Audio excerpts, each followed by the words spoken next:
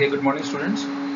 तो जैसा कि हम जो चैप्टर अपना इकोनॉमिक्स का पढ़ रहे थे, story of the village Palampur, और ये जो पालमपुर विलेज है इसके थ्रू हमने इंडिया के जो गांव हैं, ठीक है, उनके एक तरीके से हमने ये पढ़ने की कोशिश किया है इस चैप्टर के अंदर कि बेसिकली इंडिया के यानी भारत के जो गांव हैं वहाँ पर किस तरीके से जो सर्वाइविंग है, लाइवलीहुड वगैरह जो है वो कमाई जाती है।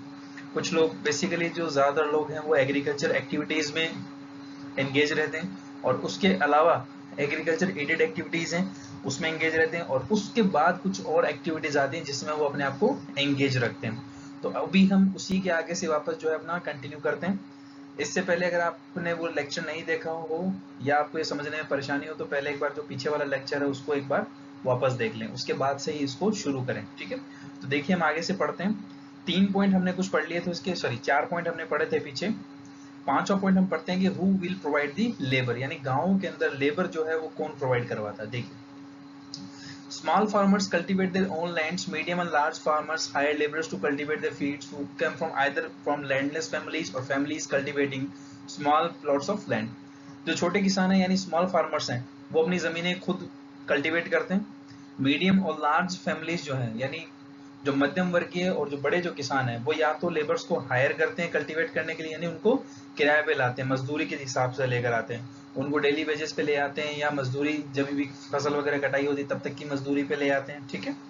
ऐसे किसानों को लेकर आते हैं, ऐसे लेबर्स को लेकर आते हैं जो लैंडलेस फैमिलीज होती हैं, जिनके पास किसी प्रकार की जमीनें नहीं होती और उनको खेती करने के लिए कुछ और जमीनें चाहिए होती। तो ऐसी जो फैमिलीज हैं, ऐसे जो लेबर्स हैं, उनको कौन लेकर आता है अपने किस खेतों के ऊपर? जो मीडियम और लार्ज फार्मर्स हैं वो। आगे देखिए, farm labours will not have any rights over the crops grown on the land. जो भी फार्म लेबर्स होंगे जिनको ये लार्ज फार्मर्स जो बड़े की जो किसान हैं अपने खेतों में कल्टीवेशन के लिए लाते हैं, इनका क्रॉप के ऊपर कोई भी अधिकार नहीं होगा क्योंकि ये जमीनें उनकी नहीं है। They will be paid on wages for their work which can be cash in kind example crop, ठीक है। उनको उसके बदले में क्या दी जाती है? सैलरी दी जाती है, वेजेस दिहाड़ी दी जाती है, मजदूरी दी जाती है, या कुछ क्रॉप्स वगैरह जो है वो दे दी जाती हैं। Sometimes laborers get meals also. Wages vary from region to region, crop to crop, one from activity to another. Farm laborers are employed on a daily basis or for one particular farm activity like harvesting or for the whole year. अब देखिए, आपने देखा होगा कि फसल कटाई के दौरान या फसल जो उगाई जाती है उस दौरान कई सारे किसान वगैरह जो हैं वो खेतों में मेहनत करते हैं। कुछ किसान जो हैं वो दिहाड़ी पर लाए जाते हैं, मजदूरी पर लाए जाते हैं, जिनको उनकी मजदूरी जो है वो दी जाती है, ठीक है। और ये जो मजदूरी है, ठीक है, ये किसके द्वारा दी जाती है? बड़े किसानों के द्वारा दी जाती है जो कि उनको हायर करते हैं, ठीक है। कुछ किसान हैं उनको खाने का भी मिलता है, मील्स वगैरह जो है वो भी दिए जाते हैं, ठीक है। और ये किसानों की जो वेजेस है यानी इनकी जो ये मजदूरी है ये रीजन टू रीजन यानी हर क्षेत्र से अलग अलग डिपेंड करती है। कहीं पर मान लीजिए 400 है, कहीं पर 700 है, कहीं पर 300 है, तो अलग अलग है, ठीक है। उसके बाद देखिए, कुछ जो किसान हैं उनको डेली बेसिस के ऊपर हायर किया जाता है, कुछ को एक फसल के लिए किया जाता है और कुछ को पूरे साल के लिए किया जाता है, ठीक है। आगे देखिए, नेक्स्ट जो है वो है इसमें कैपिटल नीडेड इन फार्मिंग, यानी जो फार्मिंग है, किसानी जो है यानी एग्रीकल्चर जो है उसमें कैपिटल किस तरीके की लगती है, यानी कितना पैसा लगता है, क्या हम उसमें एसेट्स वगैरह जो है वो लगाते हैं। देखिए, modern farming methods requires a great deal of capital, ठीक है। अब जो मॉडर्न फार्मिंग मेथड्स हैं, मॉडर्न फार्मिंग मेथड्स जैसे मान लीजिए ट्रैक्टर्स हैं, थ्रेशर्स हैं, हार्वेस्टर्स हैं, ऑब्वियस सी बात है, केमिकल फर्टिलाइजर्स हैं, पेस्टिसाइड्स हैं, इनके लिए मॉडर्न फार्मिंग टेक्निक्स जो है इनके लिए एक अच्छी खासी कैपिटल जो है, पैसे की रिक्वायरमेंट जो है वो होती है, ठीक है। ट्रेडिशनल मेथड्स जो है उसमें इतनी रिक्वायरमेंट नहीं होती। ट्रेडिशनल यानी बेसिकली मान लीजिए एक ट्रैक्टर है, बीज वगैरह है और बस काम हो गया, ठीक है। ऐसा नहीं, जो मॉडर्न टेक्निक्स है उसमें थ्रेशर भी इस्तेमाल किया जाता है, कल्टीवेटर है, हार्वेस्टर है, टिल्टर वगैरह कई सारी मशीनें जिसमें यूज की जाती हैं, उसके हिसाब से कैपिटल जो है वो बहुत ज्यादा लगती है। तो देखिए, किसानों को कैपिटल जो है वो कहाँ से मिलती है। Most small farmers borrow money from the large farmers on the village moneylenders or the traders who supplies various inputs for cultivation. The rate of interest on such loans is very high.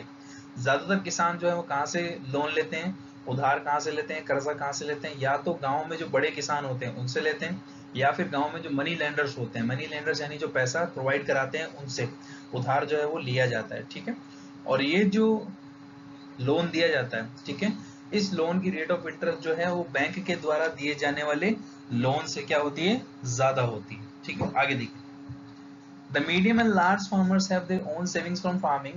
They are thus able to arrange for the capital needed. छोटे किसान हैं उनको किस कर्ज की जरूरत पड़ती है, लेकिन मीडियम और जो लार्ज फार्मर्स हैं उनको पैसे की रिक्वायरमेंट जो है बहुत कम पड़ती है, क्योंकि ऑब्वियस सी बात है उनके पास जो पीस ऑफ लैंड होता है खेती के लिए बहुत बड़ा होता है, और वो जब वो पीस ऑफ लैंड बहुत बड़ा होगा तो ऑब्वियस सी बात है खेती भी ज्यादा होगी तो उनकी इनकम जो है वो भी अच्छी होती है, जिसकी वजह से उनके पास सेविंग्स अच्छी होती है, तो उनको किसी और से बोरो करने की, ठीक है, लोन लेने की जरूरत जो है वो बहुत कम पड़ती है, बहुत कम चांसेस में पड़ती है। 7th पॉइंट देखिए किसानी में, फार्मिंग में, sale of surplus from products. Sale of surplus from products, farm products. Surplus क्या होता है, सबसे पहले ये समझिए। सरप्लस होता है जब हम किसी पर्टिकुलर प्रोडक्ट को बनाते हैं, ठीक है, जितना हमने एस्टिमेट लिया था, मान लीजिए हमने कहा कि भाई इस साल जो हम खेती कर रहे हैं उसके अंदर मान लीजिए एक छोटा सा एग्जाम्पल, जैसे मान लीजिए 10 क्विंटल का एग्जाम्पल लेते हैं, हमने कह दिया कि 10 क्विंटल जो है वो गेहूं होगा। अब 10वीं क्विंटल से क्या हो गया, 11 क्विंटल गेहूं हो गए। 10 क्विंटल का हमने एस्टिमेट लिया था, कितने हो गए अभी, 11 हो गए। तो उस 10 को तो हमने जिसका उसका पहले से जो सोचा हुआ था कि 10 को हमको बेचना है या रखना है, जो कुछ भी हमें करना तो वो हम करेंगे, लेकिन वो जो 11वां एक एक्स्ट्रा जो हुआ है उसको हम सरप्लस बोलेंगे। अब वो हम पर डिपेंड करता है, वो किसानों पर डिपेंड करता है कि उसको बेचें या रखें, ठीक है। तो बेसिकली वैसे तो उसको सेल ही करते हैं। क्यों सेल करते हैं, क्योंकि वो जरूरत से ज्यादा होता है, और जरूरत से ज्यादा प्रोडक्ट होता है तो उसको बेचना ही ज्यादा सही रहता है। The wheat of the farmers produced from one land is retained in the part of the family consumption and they sell the surplus wheat, ठीक है।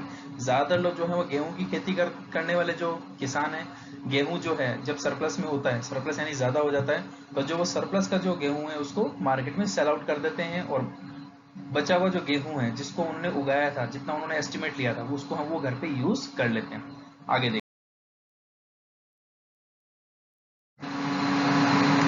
अब नॉन फार्म एक्टिविटीज की बात करें तो किसी भी गांव के अंदर नॉन फार्म एक्टिविटीज यानी एग्रीकल्चर के अलावा और कौन सी एक्टिविटीज हैं जो की जाती हैं किसी भी विलेज में, तो देखिए पहला तो है 24% of the population working Palampur engaged in activities other than agriculture. यानी अगर हम बात करें तो किसी भी गांव के अंदर, ठीक है, मोस्टली हम देखते हैं कि 25 से 30% पॉपुलेशन ऐसी होती है जो कि एग्रीकल्चर से हटकर कुछ काम करती है, ठीक है। पहला जिसमें है dairy products. The other common activity, dairy बताने की आपको जरूरत नहीं है, डेयरी का मतलब आपको मालूम ही है डेयरी क्या है। डेयरी बेसिकली जो आपने देखा होगा कैटल्स वगैरह रियर करते हैं, आपके गांव में बड़ी बड़ी डेयरीज होंगी जहां पर आपने देखा होगा कई सारे गाय वगैरह जो हैं, भैंस वगैरह जो है उनको रखा जाता है, ठीक है, और पूरे गांव भर में और आसपास के क्षेत्रों में वहां से दूध की सप्लाई जो है वो की जाती है। उसके आगे देखिए, other than agriculture some people are engaged in dairy and the milk is sold in the nearby village, ठीक है, देख लिया हमने। सेकंड देखिए, an example of small scale manufacturing Palampur की बात करें तो देखिए people are engage in small scale manufacturing which are carried out at home in the fields. This manufacturing involves very simple production methods. कुछ लोग जो है वो स्मॉल स्केल मैन्युफैक्चरिंग इंडस्ट्रीज को फॉलो अप करते हैं, यानी वो ऐसी चीजें बनाते हैं जो घरों से भी बना ली जाती हैं या जिनके लिए ज्यादा कोई बड़े एरिया की जरूरत नहीं पड़ती। जैसे मान लीजिए चिप्स वगैरह हैं, या जो स्मॉल स्केल इंडस्ट्रीज पापड़ वगैरह हैं, या साबुन वगैरह, सोप वगैरह जो है, तो ये कुछ एक चीजें ऐसी हैं जो कि एक छोटे से एरिया के अंदर प्रोड्यूस की जा सकती हैं, ठीक है। तो कुछ लोग ऐसी एक्टिविटीज में एंगेज रहते हैं। उसके बाद शॉपकीपर्स हैं। शॉपकीपर्स देखिए, traders of Palampur buy varieties of goods from wholesale markets in the city and sell them in the village. General stores in the village sell a wide range of items like slice, sweet, sugar, tea, oil, biscuits, soap, toothpaste, batteries, candles, notebooks, pen, pencil, even some clothes, ठीक है।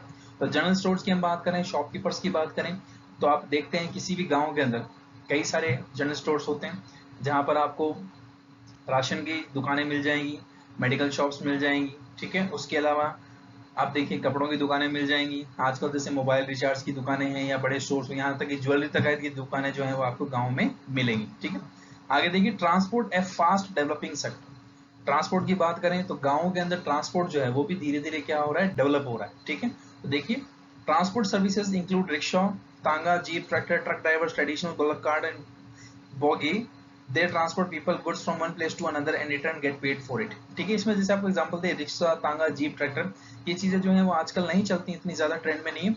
आजकल आप देखते हैं हर गांव जो है वो लगभग बसों से जुड़ा हुआ है, सबके पास अपने खुद के व्हीकल्स हैं, चाहे वो 4 व्हीलर्स हो, 2 व्हीलर्स हो, सबके पास अपने व्हीकल्स हैं। बेसिकली लोग जो है वो जो डेली अप डाउन करते हैं किसी ना किसी वजह से, ज्यादातर लोग जो पब्लिक ट्रांसपोर्ट का यूज करते हैं, और जो कभी कभार बाहर जाते हैं या शहरों में जाते हैं गाँव से, तो वो अपना जो है खुद का ट्रांसपोर्ट जो है उसको यूज करते हैं। तो ये था आपका chapter story of Palampur.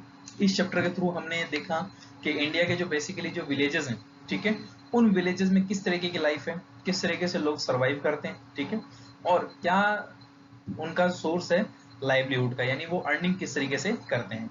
I hope आपको ये लेक्चर समझ में आया होगा। ये लेक्चर और प्लस इसके पीछे वाला जो लेक्चर हमने शुरू किया था इकोनॉमिक्स का, वो दोनों लेक्चर आप देखिए, आपको अच्छे से ये चैप्टर जो है वो क्लियर हो जाएगा। Thank you and have a nice day.